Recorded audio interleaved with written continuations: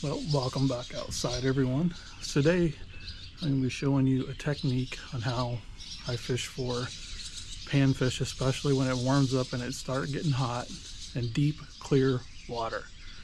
I'm at a public strip mine area here in north central Illinois. The water is very deep, it's very clear in these lakes out here.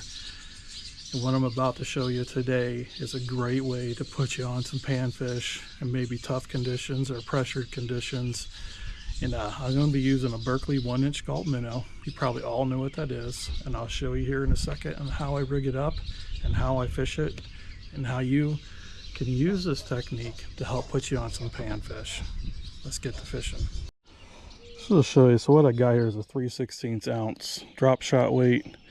I got it tied up to about, I don't know, probably 18 inches up from that. So this is just a size number 10 octopus hook. I believe this one is Gamakatsu. Then I got about another 2-foot section of leader above that. And just got a uni to uni knot going to my braid there. And I'm running 6-pound Strike King. It's an 8X braid that Strike King makes. It's really thin, cast really far with it. And I got it paired up with a Fluger. This is a medium light fast, little 1500 size Daiwa reel. And all I'm doing is taking these 1-inch gulp minnows.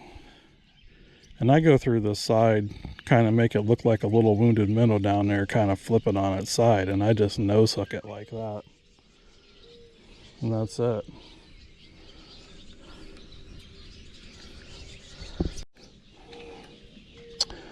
In this particular lake, it's not big, small lake, it's an old strip mine open to the public. There's multiple lakes out here. This is just one of them. The water out here is clear and very, very deep because it's an old strip mine. It opened back up in the early 90s. What I'm going to do is just make a long cast straight out in front of me where I think some fish are probably holding. I'll leave my line kind of slack. That way it can drop straight down to where I casted. If you put tension on your line when you cast, and while you're letting it drop, it's just going to sink back to you.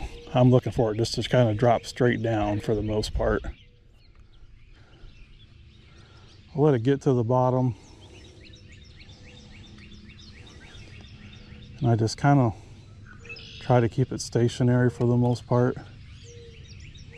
Just give it some light twitches. Just, you don't have to give it a lot of action, just light twitches to kind of flutter that minnow around, hoping to draw something's attention.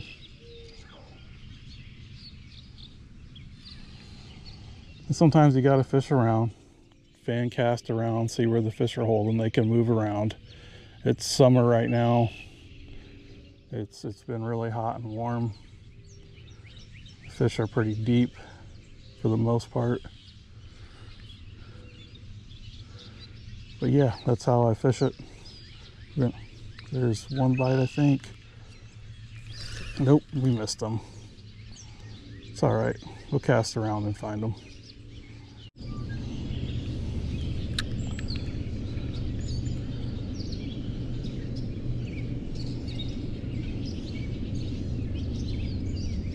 On the bottom. Oh, we're already hooked up. I think he picked that up actually before it hit bottom. Feels like a little better bluegill here. Well, it's not that big. Pretty one though. Whew. Look at the colors on that guy. Pretty cool.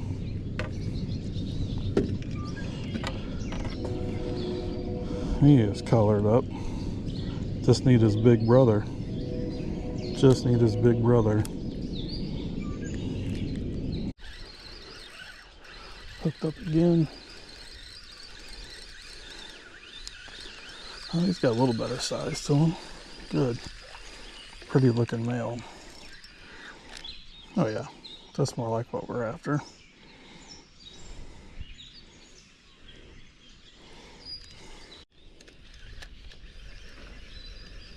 Oh, hook the feed in here. That one's digging a little bit better. Yeah, that's a little nicer one. Another one for the box.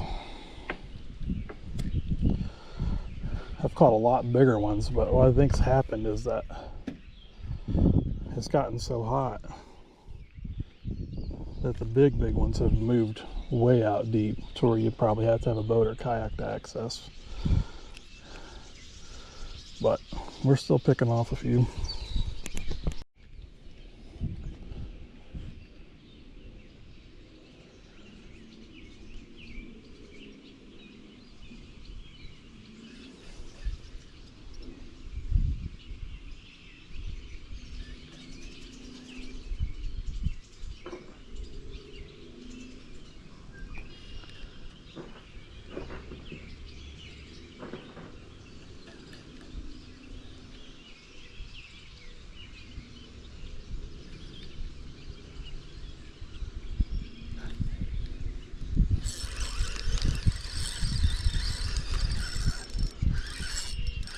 This one's digging decent.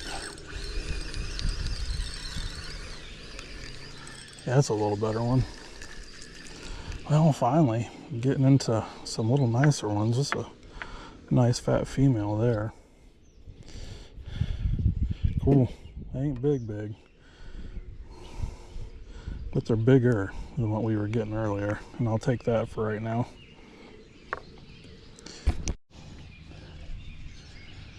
All right, weeding through some smaller ones. Like I was saying earlier, I think the big ones have moved out even deeper to the middle of the lake because the water's gotten so hot. We're in that, you know, summertime, so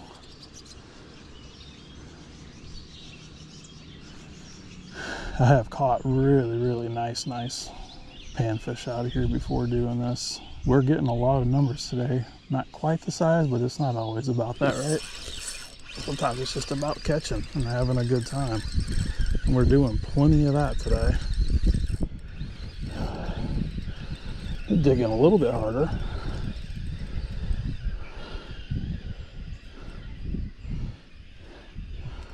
Oh, it's because I got a pile of weeds with it. But hey, yeah, that's a little better size one. A little better size one there.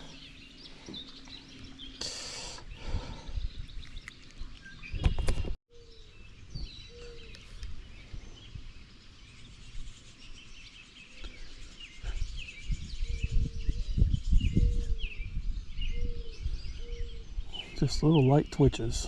That's all I'm doing with this. I'll let it sit in one spot for just a few seconds. These fish are pretty active, so give it some light twitches and just let it rest again. I'm not working the bait real fast. What you want to do is just give the rod tip some light twitches without moving the weight. Let that little tiny minnow / fry presentation just kind of flutter a little bit down there.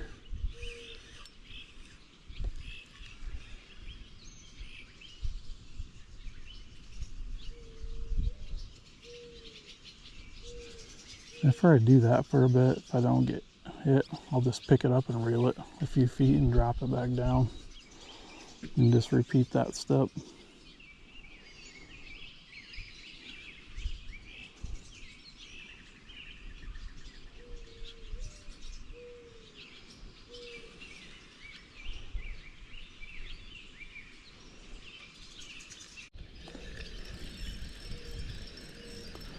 What do we got on now? What do we got on now?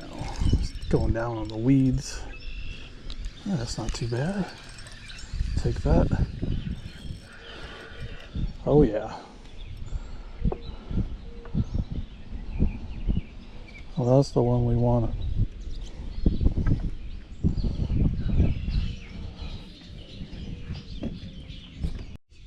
Well, thanks for coming back outside with me today. I hope you enjoyed that. Hope you learned a little something. you know, just mimic what I was doing. There's probably a bunch out there that are already doing it. For those that are not doing this, it is a great way to catch panfish, especially in the summertime, and even when the water gets colder and they go deep again, especially in these clear water situations. You know, we had to work through a lot of small ones today, but we end up putting a limit of nice sized panfish together. Flay up and make some golden crispies here the next day or two. You know that's going to be delicious. Well, I hope you enjoyed it. Thanks for coming back outside with me today. Please hit the like and subscribe. Do me a solid. I appreciate it. God bless y'all. Get outside, catch you a fish, and we'll see you on the next one.